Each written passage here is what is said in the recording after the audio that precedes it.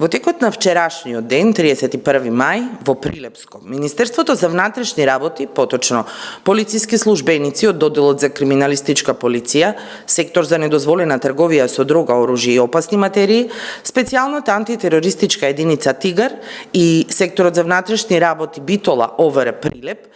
реализираа акција за сузбивање на недозволена трговија со дрога, во која што беше пресечен меѓународен канал за транспорт на дрога од Албанија преку нашата земја со крајна цел Република Грција, а беа запленети околу 86 килограми марихуана во вредност од 300.000 евра и од слобода е лишено едно лице.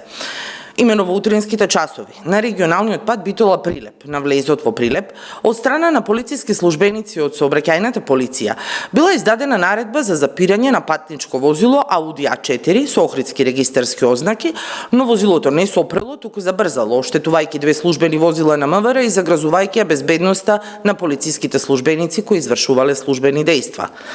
Набрзо на излезот од Прилеп, возилото било пронајдено, а АГ, 23 годишен од Охрид, кој го управувал возилото, бил лишен од слобода во моментот додека од возилото изфрлал 4 торби покрај патот.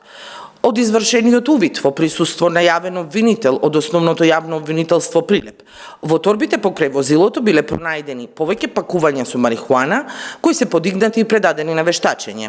Воедно, при претрес извршен со судска наредба во домот на АГ во Охрид, биле пронајдени 17 куршуми со различен калибар.